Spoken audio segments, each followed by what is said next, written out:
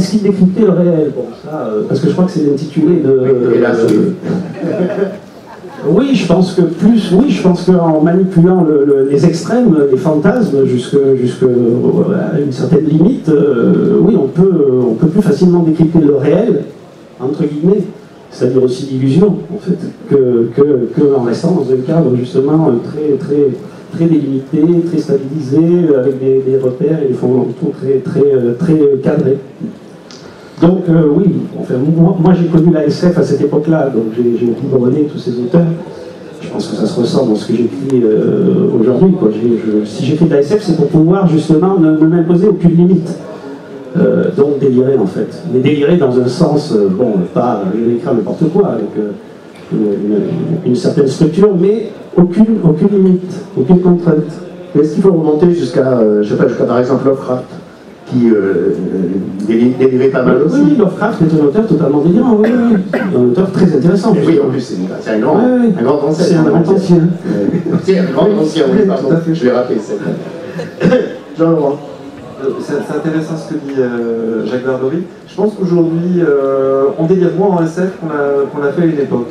Et ça, c'est très intéressant comme remarque, parce que je pense qu'aujourd'hui, quand on écrit de la SF, au contraire, on essaie de se dire, on veut être pris au sérieux, donc on ne délire pas dessus. Donc ça, c'est intéressant de se dire, parce que pareil, j'ai cherché des exemples, moi. Et c'est vrai que c'est plus dans les années 70-80, que ce soit en littérature ou au cinéma. Je pense à Brasil, par exemple, de Terry Gilliam. Là, on est sur un propos intéressant, parce qu'il y a des choses totalement délirantes, avec des scènes complètement folles, si vous connaissez ce film. Et là, il interroge réellement le réel, parce qu'il parle de la réalité des gens, d'une société donnée qui nous interroge, nous. Donc il y a aussi, hormis le fait que c'est vrai que c'est aujourd'hui, on délire peut-être moins SF qu'à une époque, il y a aussi deux autres choses. Il y a du délire pour le délire, voilà, pour se lâcher, et le fameux thème de la conférence, il y a le délire qui n'est qu'un propos finalement pour dénoncer ou souligner un problème de notre société présent ou à venir. Donc il y a peut-être ces deux dimensions-là à séparer aussi, je pense. Oui, Jacques. Oui, non, juste un petit plus à ce que le cinéma, je pense, j'ai l'impression qu'aujourd'hui le cinéma et peut-être même tout récemment les séries télé se permettent presque plus de liberté et de délire que la littérature parfois. J'ai l'impression que c'est un secteur dans lequel aujourd'hui on se lâche un tout petit peu plus.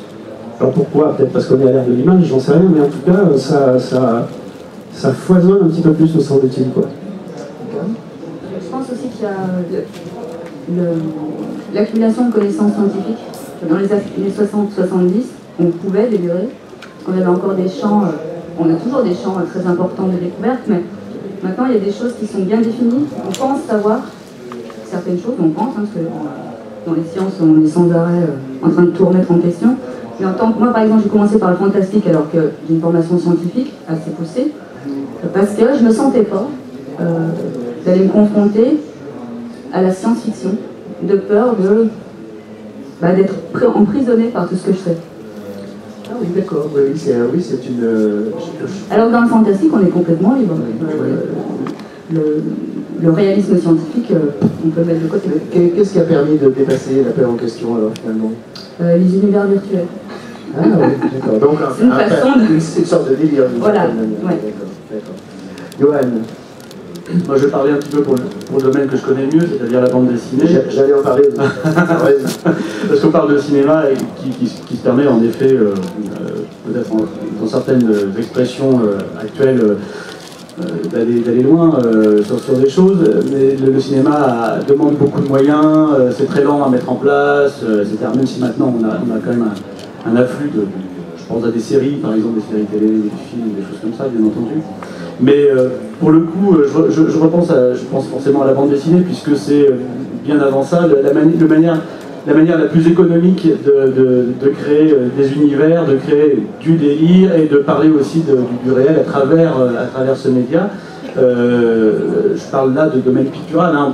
Je parle pas seulement du roman, bien sûr le roman est là très très présent, mais pour le coup on a de l'image, on a de l'évocation visuelle. Je pense à Barbarella par exemple dans les années 60, où là on est dans un espèce de délire psychédélique où le lien avec le réel pour le coup est beaucoup plus ténu, si ce n'est à travers des narcotiques éventuellement. Oui, c'est ça. Ou des stupéfiants, peu importe. Mais je pense aussi à des œuvres assez fondatrices comme l'Incal de Moebius et Jodorowsky, où là, pour le coup, on est certes sur un côté mystique de l'approche d'un récit, de la description d'un univers à ce niveau-là, avec à côté de ça une mise en scène et puis des inventions qui peuvent trouver des répercussions aujourd'hui. On a une vision d'urbanisme, par exemple, qui est très intéressante, une vision des habitudes socio-culturelles qu'on voit de plus en plus, que moi je vois se rapprocher un peu de cet univers de l'Incal, c'est-à-dire les gens devant leurs écrans, quoi qu'il arrive, à l'extérieur du monde, parce que c'est aussi avec des visières, voilà, c'est ça, enfin... c'est aussi une des choses qui sont très très fortement décrites dans l'Incal, c'est-à-dire que c'est grosso modo une espèce de guerre planétaire, mondiale, planétaire, qui dépasse les limites de la Terre, sauf que les gens la vivent devant leur télé.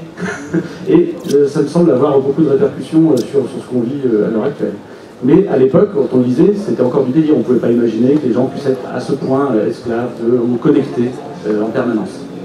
Dans le même esprit, je pense effectivement aussi à toute l'école de Métal Hurlant, où effectivement, Bruyé, par exemple, Delirius. Oui. Autre réminiscence, pourquoi je dis réminiscence? Parce qu'effectivement, oui, je dis réminiscence parce que j'ai un peu l'impression que, comme tu le disais tout à l'heure, le délire est passé de mode, un petit peu. Hein vas-y. Je rebondis sur ta référence de Métal Hurlant.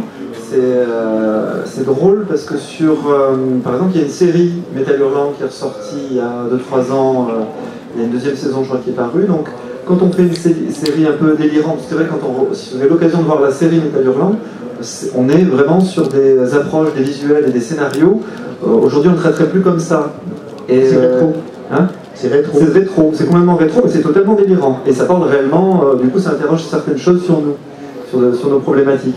Donc quand on veut faire du délirant, qu'est-ce qu'on fait finalement? On va rechercher des références de ces années-là pour les remettre au bout du jour. Donc c'est drôle en fait. Est-ce que peut-être on a du mal aujourd'hui, peut-être qu'on est une société plus drôle en fait, on est triste, on ne veut plus délirer. Non mais je pose réellement la question, peut-être qu'on se prend peut-être trop au sérieux.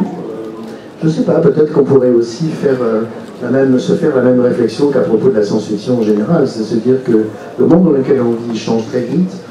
D'une certaine manière, son changement est parfois un peu délirant parce qu'il nous prend à contre-pied, et qu'on a bien assez de délire dans la réalité pour aller en inventer du supplémentaire. Je ne sais pas. Qu'en pensez-vous? Je vois que Nicam, au pied du bonnet. Oui. Je pense qu'effectivement, on est tellement confronté à des changements, que ce soit technologiques ou découvertes scientifiques, qui parfois flirtent avec le délire, parce qu'on pour les comprendre maintenant, pour arriver à comprendre ce qui sort des laboratoires, ce qui sort des laboratoires de recherche, quand on essaye de vulgariser, on a l'impression de délirer. Et puis, nous, en tant qu'auteurs, confrontés au délire, on est tout le temps confrontés au délire. De toute façon, prendre une plume et inventer une histoire, c'est déjà commencer un peu à quitter la réalité et à délirer sur commande. Je ne sais pas comment vous en parliez au tout début. Mais c'est vrai que cette quantité de changements, cette quantité d'informations et de découvertes fait que quand on est confronté à l'écriture, on a peut-être envie de visiter un univers qui soit plus cohérent, avec des limites assez bien marquées. Ce qui sort par exemple en fantaisie, on revient à la mythologie, des choses qui sont très très très très ancrées dans notre civilisation, dans notre culture. Jacques. Oui, en fait, aujourd'hui, ce sont les scientifiques qui font de la SF, en fait. Il y a tout un tas de théories sur les univers parallèles, sur les univers virtuels. Je ne sais pas si c'est vrai pas, il y a un scientifique de la NASA qui est en train de bosser sur la possibilité qu'on vive dans un univers virtuel géré par des extraterrestres. Bon, ça, c'est présenté comme étant scientifique. Donc, oui. Alors là, je crois qu'en tant qu'auteur de SF, il faudrait pousser très loin le délire et le fantasme pour ne pas faire de la science, tout simplement, quoi. Mais de la fiction, de la fiction plus délirante. Le problème là, c'est que c'est vrai que le présent, aujourd'hui le présent, c'est de la SF en fait. Donc voilà, il faut aller au-delà de ça, donc trouver peut-être de nouvelles perspectives littéraires en fait qui permettraient de distancer les scientifiques, quoi. Et ça, je crois que c'est par la littérature en fait.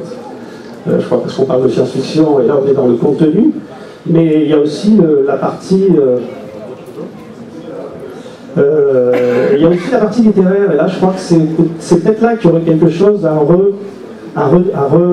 réinventer en fait. C'est-à-dire comment avoir une littérature qui soit nouvelle en termes de SF. Ce matin, je ne sais pas, vous étiez là je crois sur la table ronde jury, mais on avait un petit peu évoqué ça, c'est que le problème de la forme et du fond, c'est-à-dire que ce qui peut être à un moment donné aller vers une nouvelle modernité, c'est peut-être l'approche littéraire en fait, qui peut faire basculer vers une nouvelle fiction en fait. Voilà.